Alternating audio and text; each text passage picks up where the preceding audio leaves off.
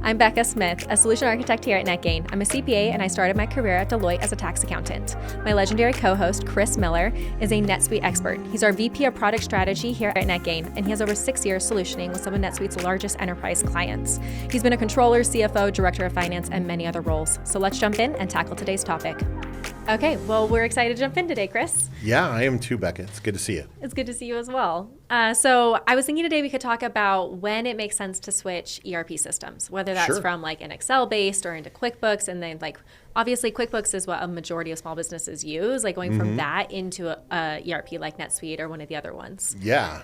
No, it's a great topic because you see that all kinds of marketing material and everything.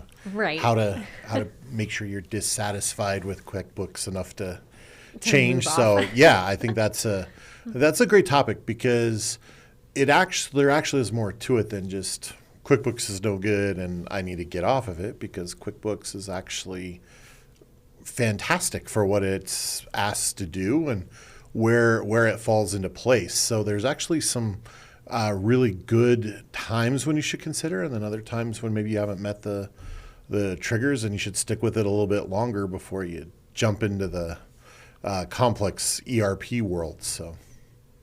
Yeah, so I guess one of my first questions would be, well, because I feel like with QuickBooks, it does do really well for like the smaller, a little bit more straightforward. And then there's other things it does fantastically. Like we have people asking us for some of their features in NetSuite. Yep. So I guess what would you say is the most common reason that people move over?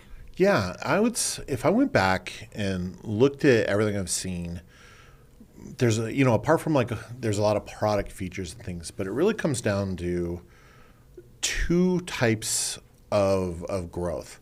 First one I'll call kind of like vertical, like as your revenue goes up and especially like your rate of growth, what happens is man, you see it here with us at Netgain, everyone.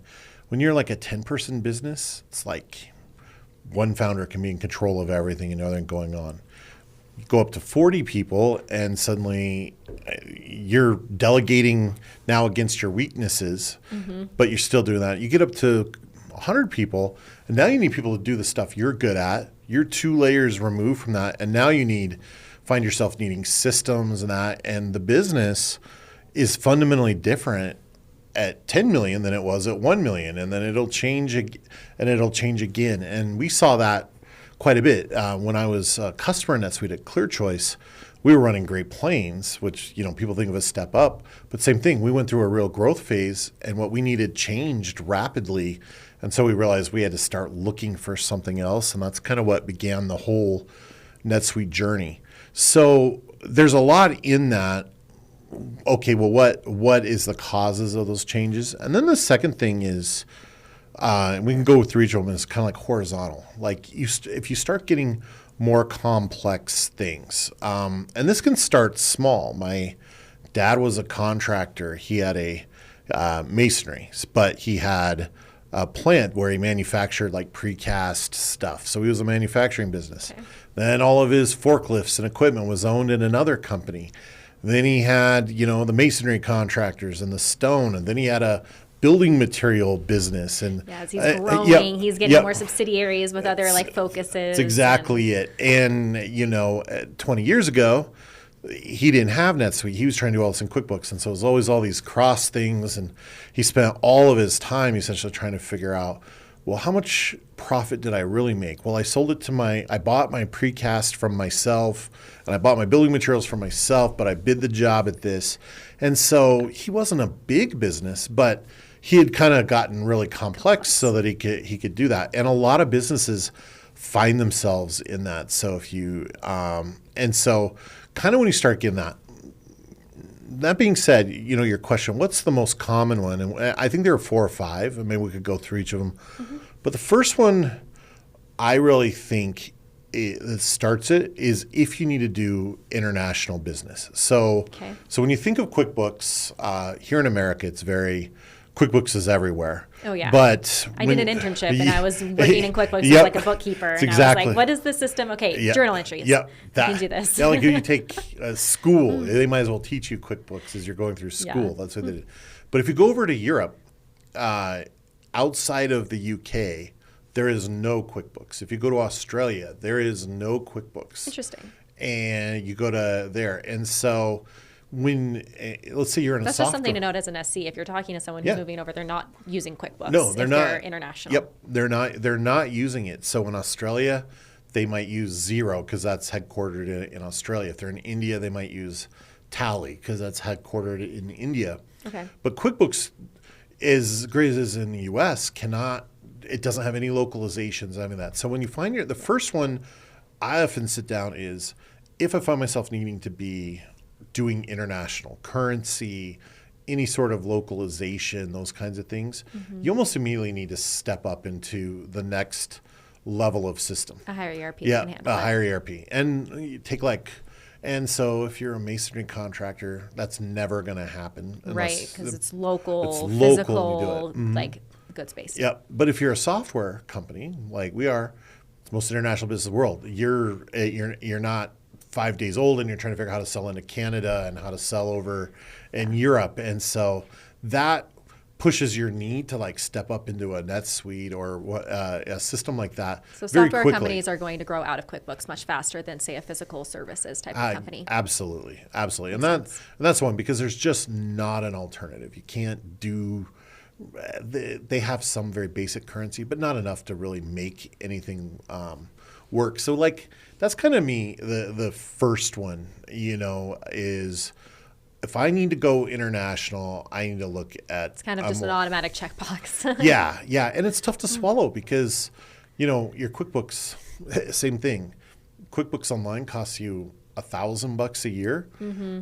You go to NetSuite, and you can have a part-time person working on it. You go to a NetSuite, and now it's $20,000 a year, and you need an administrator. You need all these people, and so that's often, when we talk about what tips you over is this level of effort and complexity. Am I generating enough value versus, sticking within QuickBooks, and that's kind of where people want to ride out and see when do I need to change is when that gets too painful.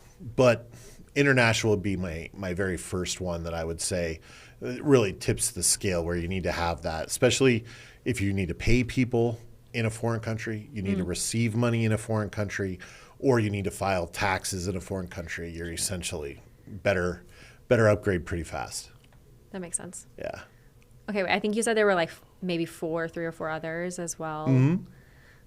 Yeah, the second one that I would say is we'll call it regulation. So I have kind of a different opinion, a lot of GAAP than maybe people might think as an accountant or that. A lot of times when we talk to accounting people, GAAP is kind of thought of as this magical standard. That's what all goodness comes from this, and nothing is of real value. All regulation. All regulation. And what happens is when you're running the business and trying to do that, GAAP many times is it's an obstacle, not necessarily that. So I go back and I think of John D. Rockefeller. So when he was running Standard Oil, he was an accountant by trade. They talked about it. But when he ran Standard Oil, he didn't follow GAAP, what people call GAAP there at all. He essentially created his own accounting double entry system to run all of the Standard Oil. Well, he knew better than anybody his profitability, what things are going, what every part of the trust was doing. And then he would have people come back and kind of adjust it for GAAP so he could show people what he had to show them. Back then he didn't have to do much in the whole idea of the trust, but he would do what he had to do. And that was because he was like, well, these regulations have nothing to do with how Standard Oil makes money or does anything. And so kind of the first thing I think is important is to not lose sight of that. QuickBooks did a big study, and they're kind of obvious, but they asked their customers, what are the most important things? And the first one is get customers. Number 2 was get paid. Mm-hmm. Number 3 was get capital, and kind of obvious. Fourth one I think was payroll, manage payroll. Mm-hmm. And, way down the list was regulation. Right. So just because it doesn't actually have to do with running your business. It's like a requirement because you're a business. Exactly. Yeah, that's exactly right. So I will hear SCs a lot of times kind of talk about that as like the first thing. Well, don't you want to get GAAP compliant? You want to do that? And because a lot of these companies are cash basis on exactly. QuickBooks, and so they're not even bothering with GAAP accounting principles. That's exactly it. And more importantly, they don't want to hear about it. Like they're nobody, private. No one's asking them for Yep. it. They're not looking to get funding anytime soon. Yep. They don't care. Yeah, they're not running around going, man, I sure wish I could do my RevRec better, or I wish I could do this. And so we want to kind of never forget that, like, when you're trying to help someone come kind of from that small business to scaling up, we want to focus on the business aspects of why you want to change the system more so than just regulation for regulation's sake. Now, the reason I said it's number 2 is because people have to do it at some point. Yes. Number 3, get capital. As soon as you want to get capital, what happens? Yeah, well, anytime you go to a bank, they're going to ask you for your financial statements and expect you to be Yep. GAAP compliant. Yep, that's exactly it. So that's when it comes in is how can we help you get GAAP compliant as easy as possible with that. So that comes in. You know, if you got to do an audit now, you want to any of those things. So that many times that's forced upon you. Right. Like they hit a point in the company's trajectory where they now have to become GAAP compliant. Yep. That's exactly it. That would also then be a trigger. Yeah. And that's important to ask about because if you just kind of talk to someone and say, well, don't you want to be GAAP compliant for GAAP compliance sake? It's going to, no one's going to care. No, I don't. I would tell people no. But if you find out that there's an event that's going to require them to take on a lot of this, that's when you can say, you guys say you want to go IPO. You're pre-money, but you want to go IPO someday.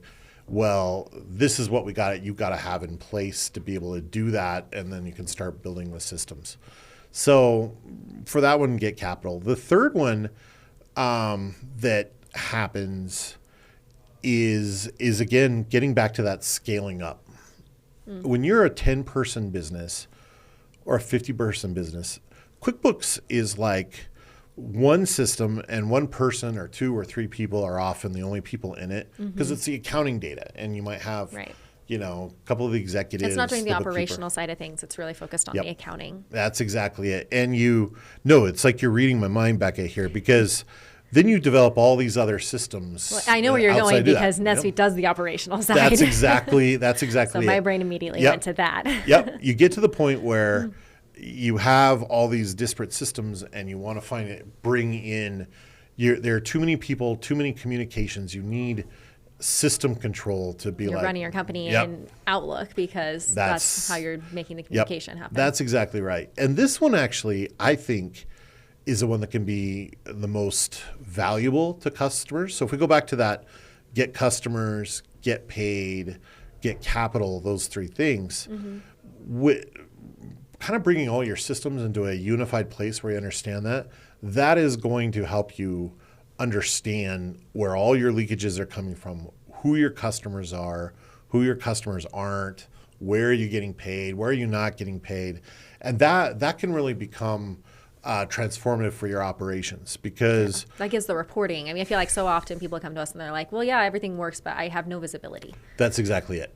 None. And then you'll reach that point where you'll grow, say, from 1 million to 10 million. And you think, I've done it. I've gone to 1 million to 10 million. Nothing's going to stop me from growing, to 100 million or something. And then you find as you go up that curve, you hit a brick wall because your systems will not allow you to do what you need. You need the right kind of accounting data, even though because now not one person can know everything going on in the company. You have to be able to interchange that. You have to be able to handle the complexities that come.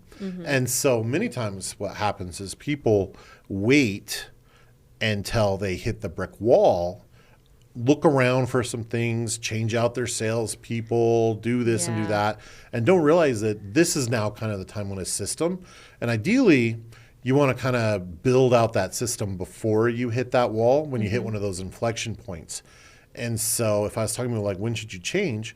Well, when you do see yourself hitting one of those milestones and you say, I want to grow to the next milestone, that's when you really do need to think about what what do we need system-wise to enable us to do that? Because Right. you I'm won't spending so much money on people to do this that I could easily cut down that cost and now just have a system. Yep, that's exactly right.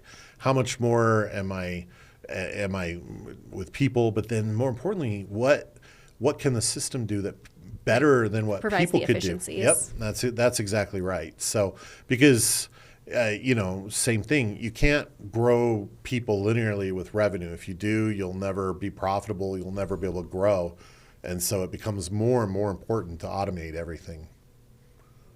Yeah, that makes a lot of sense. Okay. And then the last one, I think that happens, and it's kind of related to this, is kind of vertical specialization. So QuickBooks has like their different editions for like different accountings. I'm picking on them, but they're quite good. If you're a contractor or you're in services or a small engineering firm, those become really helpful.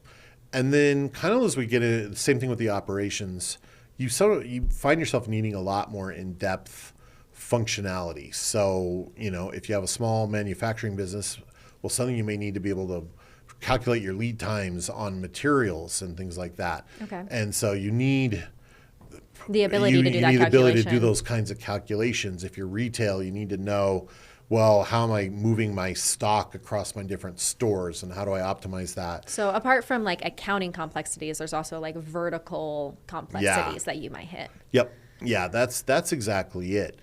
And many times if I'm, step back and take on the role of I sell software. Mm-hmm. These are the people you actually want to talk to, because the accountants are notoriously stingy, and they'll tell you we can figure it out. We'll be fine. We can figure it out. They'll put it on Excel. They'll say they'll work late and be like, you work late. But the operational guy is the one who will be like, a guy or girl will be like, this isn't working. I need to know where my stuff in my store is. Go get me something that will help me know where my stuff is in my store.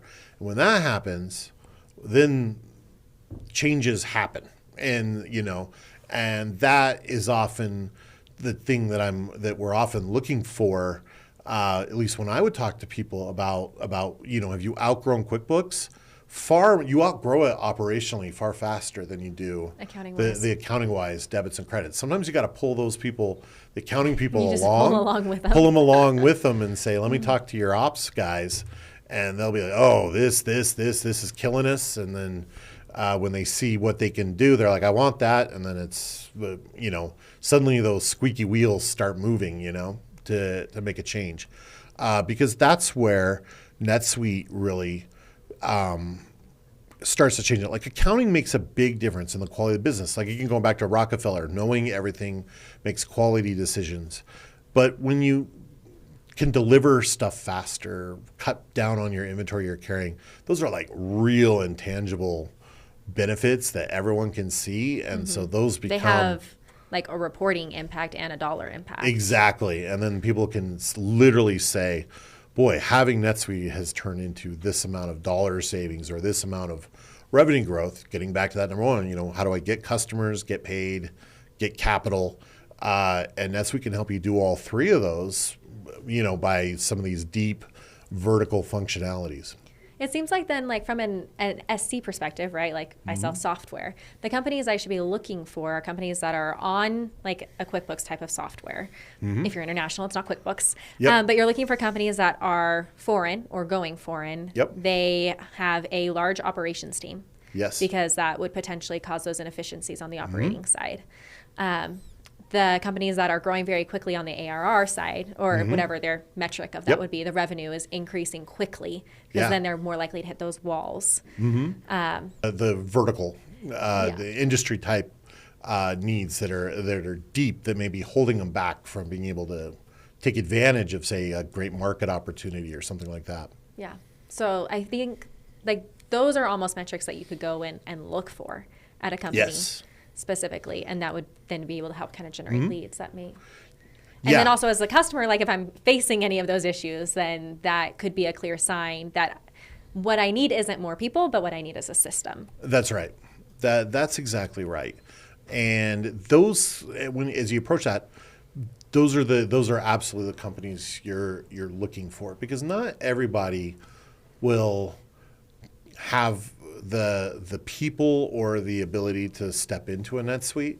And so you really do need to have like a screen. I use my family business growing up, again, as an example. It would have been extremely tough, even though he could have used like a NetSuite. Well, it just didn't lend itself well to taking on that kind of complexity. They're probably a QuickBooks person forever going to do that. So I also, there's a qualification part of this is, who really will be a good fit for NetSuite and how you can do it. But again, if you get back to the first principles, it's always really growth. You need a company looking to grow revenue vertically or looking to grow horizontally. If you found one that's kind of in that cash cow, hey, I'm where I'm at, revenue may change 10% a year, but we're kind of right where we're at, we're kind of stable hiring, that probably is not the ideal NetSuite customer profile. Yeah, and that's just good to pay attention to, and also make sure you're asking the right questions as you're going through like a sales process and vetting clients. Yep. Of like if they're not triggering your thought on any of those kind of 4 key things. The fourth one was regulation. Yep. That was the other one I remembered. Then they're probably not the greatest candidate, and you're going to they either want NetSuite, and that in and of itself is a great reason for them to switch over, or it may be a harder sell. Yeah, and that's where then those ultimately become your very price sensitive buyers, and where you have to do which there are like emerging teams, right? And I feel like a lot of companies are kind of going that route of trying to get into the smaller business space by giving you a gate in at a smaller price, but just things to be aware of. They may not ever want to get past the emerging level. Oh no, that's exactly right. And I think even a lot of it, NetSuite, the emerging space, is almost betting on, 1 out of 10 of these guys are going to really just take off. And they're going to turn into $1 million customer. Maybe not 1 in 10 for that one, but they'll turn into a $100,000 customer, 1 in 10 of them. And if you do that, that becomes a great investment in all of these other companies that are much smaller, but you gave them a great way to enter into NetSuite. Perfect. Well, trying to think if there was anything else I wanted to cover. I feel like that. Yeah, probably my only other thing I would add to that is, we talked a lot about QuickBooks. There are other, kind of like I mentioned, Great Plains, or why would I leave Intact? These are a little bit more because oftentimes, say like an Intact, with the rivalry between NetSuite and Intact. Well, usually when you've got an Intact, you've left kind of the QuickBooks need too, and you've said, I need more than QuickBooks has. Even. And so now it's more of like a horizontal thing. And in that one, that becomes much more, again, operations, because you look at Intact, I often the competitive people come to me and really hoping I'd tell them something like, well, it doesn't know what a debit is. Like it just, it's got no idea, Yeah, you wish. I tried, but you can't make a vendor bill out of it. It's like, they just have no idea. No, it can produce financial statements. It can do accounting really well. So then you're getting into like really tiny nuances with people. Like, do you like how it posts this cumulative translation adjustment? Do you like the formatting? Do you like some of the logic on the back end? That's exactly it. Very, very tight nuances that maybe only a few people even understand, much less care about. And many times it's like, do I want to go this path or this path? But they nevertheless end you up in the same place. And so I think that's hard. That's, again, where, to me, it's very important. Ideally, you want to look for people who are in the operational side. Are we in a business that has products, or even if we're in a software, what are the additional pieces? Because accounting gets very difficult. Like a lot of times I would always tell people that when you're doing a sale with like purely accounting, it's a game of like inches. There's no Usain Bolt, like we just blew those guys away because they couldn't even. Yeah, no, accounting's they couldn't even do that. You're winning by inches over essentially preferences on some of these things. And so that becomes really important because it can be down to some different criteria than you have. Operations is the biggest one. If you needed that functionality that NetSuite has, you lean into it because that's where you get the value difference in price. The other thing that is super important, and I think I told this before, but I had a professor, when I was in grad school, we had a professor from Harvard on sabbatical there teaching at CU. And he had done, he was like, essentially he had done all the work for Coke and Pepsi, like the whole blind taste test thing. Okay. And he would be like, look, we do all these blind taste tests. He's like, how come 4 out of 5 people pick Pepsi in a blind taste test? I've heard this before, but everyone picks Coke. Yep, and everyone drinks Coke. And he's like, after all the research, all they did, it was the color of the can.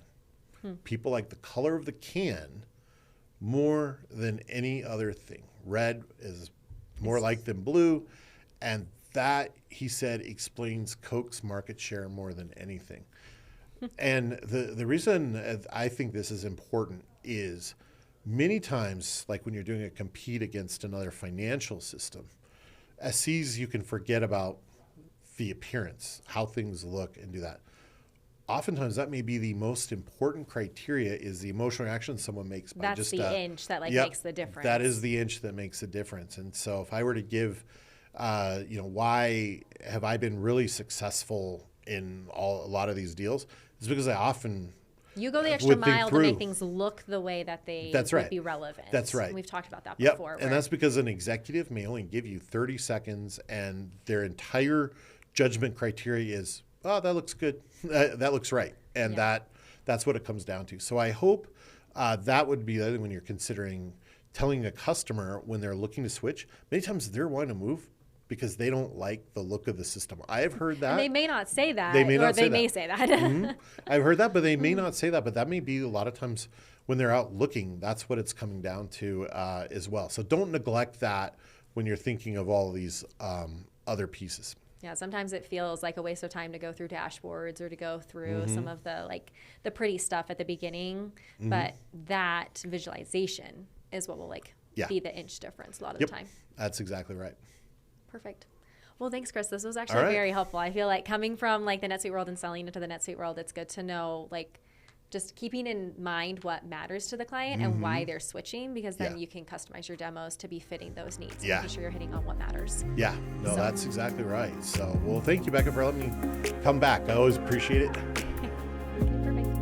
I'm Becca Smith, and I've been joined by Chris Miller. Thanks so much for listening to SC Corner. You can find us on any of your preferred streaming platforms, and you can always look up our products at netgain.tech.